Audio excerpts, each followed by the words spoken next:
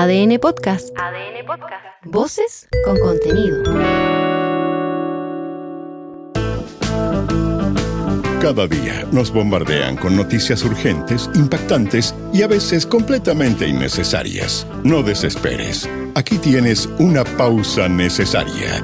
Leo Honores te cuenta lo importante, sin titulares catastróficos, sin estresarte. Relájate, ponte cómodo o cómoda y escucha lo que realmente vale la pena. O las risas.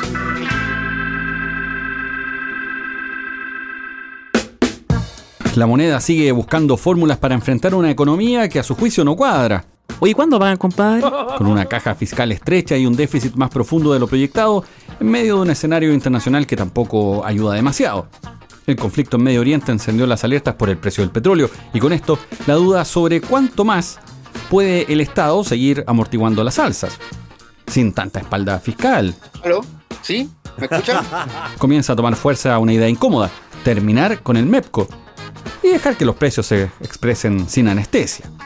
El ministro de Hacienda, al que le llovieron diccionarios durante el fin de semana, cuando se le acabó el vocabulario, Con el puto sistema.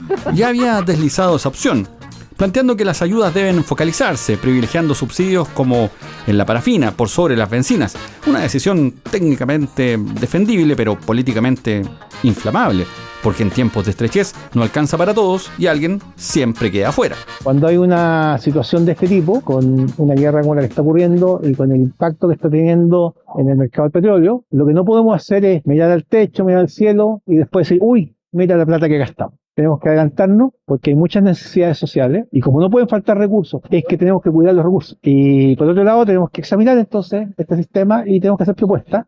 Y como las propuestas hay que discutirlas, hay que escucharlas. ¿Qué pasa si se acaba el MEPCO? Bueno, sin este mecanismo las bencinas habrían subido 110 pesos la semana pasada y el diésel más de 200. ¿Qué? Con este mecanismo es solamente un incremento entre 20 y 30 pesos. Además, esto se va parcelando cada 3 semanas. De una otra manera, este garrotazo no desaparece, pero se disimula.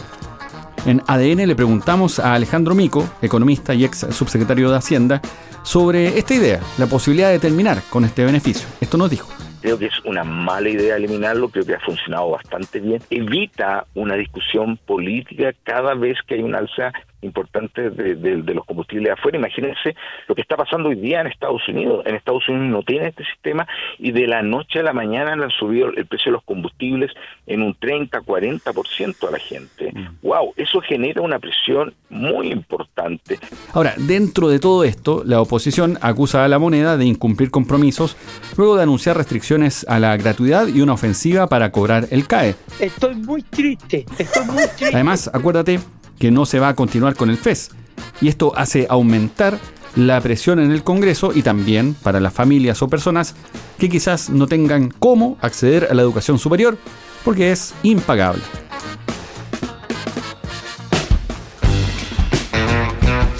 El presidente Kast durante esta jornada regresa a la capital luego de haber estado en el norte, haber tenido actividades en Arica y Parinacota y también en la región de Antofagasta. Allí se inició el plan Escudo Fronterizo, acuérdate, te contaba en el capítulo anterior. Se comprometió la construcción de 30 kilómetros de zanja y un aumento de la presencia militar en la frontera como parte de una primera señal fuerte en materia migratoria.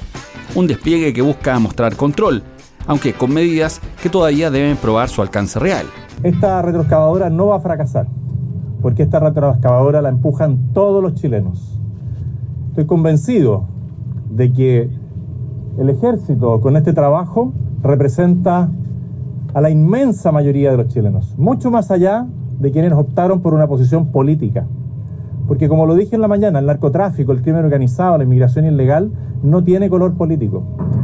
Los niños que son abusados, que son usados como pasaporte, y ustedes lo pueden ver ahí en el centro fronterizo, están agradecidos de que un gobierno se preocupe de verdad de que ellos no sean instrumentalizados. El plan Escudo Fronterizo anuncia una zanja de 30 kilómetros en la frontera norte, que suma cerca de 170 kilómetros con Perú y unos 860 con Bolivia, es decir, más o menos 1000 kilómetros en total. Si uno hace una división básica, el resultado es 2,9%, o sea, un 3% del territorio fronterizo. No, está bien, estás en lo correcto. Si lo vemos de esa manera, como matemática simple, es más bien políticamente ambicioso nada más, porque en la práctica es como poner una barrera en un tramo y confiar en que el resto de la frontera, esos más de 1000 kilómetros, se cuiden solos. Es como dejar la casa abierta pero con las ventanas cerradas. Ahora, hay que decir, la instalación de esta zanja no es lineal. Hay zonas específicas en donde se va a privilegiar por sobre otras. ¿Qué más ha pasado? Un nuevo giro en la teleserie judicial de Dominga. La misma Corte de Apelaciones de Antofagasta, que había fallado en contra, ahora suspende los efectos de su propia sentencia. En la práctica, el permiso ambiental revive, mientras que la Corte Suprema va a tener que tomar el caso, como si nada hubiera pasado hace menos de un mes. El proyecto de $3.000 millones vuelve a escena de esta manera, esta vez impulsado no por la empresa Andes Iron, sino que por pescadores que lo apoyan. Un movimiento que confirma que en Dominga los fallos no son finales, son solo capítulos. Si estás escuchando este podcast sentado o sentada, quédate así. Perfecto, sí. Y si no lo estás, hazlo, es por tu bien. ¡Vamos a ver! La Confederación de la Producción y el Comercio pidió eliminar o revisar, digamos, para que no suene tan feo, los feriados irrenunciables, incluyendo el Viernes Santo. Yo perdí el sentido de la sorpresa.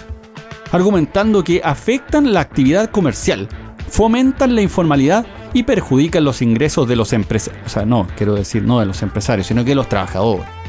Ahí me enredé. Dicho en simple, si te gustaba descansar en Semana Santa, si como trabajador era uno de los pocos fines de semana largo que tenías, piensa que puedes ir despidiéndote de la idea. O al menos existe ese riesgo. Escucha a Susana Jiménez, del gremio empresarial. Ese es uno de los temas que se trató hoy día y la verdad es que a nosotros nos preocupa que hayan feriados irrenunciables, tanto sea porque son feriados o son periodos electorales. Lo cierto que eso genera una merma muy importante, no solo para la actividad del comercio, también para sus colaboradores, y genera incentivos para que finalmente la preferencia de consumo de las personas se canaliza a través de la informalidad. Por lo tanto, nosotros, por el contrario, creemos que es importante mantener la libertad de emprendimiento. Los propios colaboradores muchas veces así lo requieren porque son días de mayores ventas y eso también redunda en sus propias remuneraciones, y por lo tanto nosotros abogamos porque se elimine la irrenunciabilidad de esos feriados, de aquellos que existen y no se asumen otros nuevos. Este discurso de la libertad para correr el cerco y entrar hasta la cocina lo hemos oído antes. Si no, preguntémosle a nuestros vecinos argentinos también cómo les ha ido con las jornadas de 12 horas, el pago en alimentos, la informalidad y, por supuesto, la inflación disparada. La Moneda fijó también sus primeras urgencias legislativas con una batería de 20 proyectos de ley. ¿Ya? Se dio discusión inmediata a la reforma en gendarmería y también al proyecto que establece como delito el ingreso clandestino al país. Vamos a ver qué pasa con eso. Un hombre fue golpeado y apuñalado en medio de un intento de portonazo en Pudahuel. Delincuentes lo agredieron cuando intentó sacar del auto a su hija de 2 años y escaparon sin concretar el robo. Y fuera del país, en Lyon, Francia, se inicia el tercer juicio en contra de Nicolás Cepeda por el caso de Narumi Kurosaki, un crimen que ha dado la vuelta al mundo y que suma un nuevo intento judicial por esclarecer lo ocurrido. Soy Leo Honores y esta fue una pausa necesaria.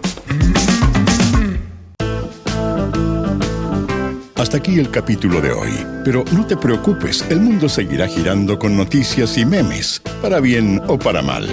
Si quieres estar informado sin estresarte y reírte para no llorar, este es tu podcast, Una Pausa Necesaria, disponible en adn.cl, Spotify y plataformas digitales.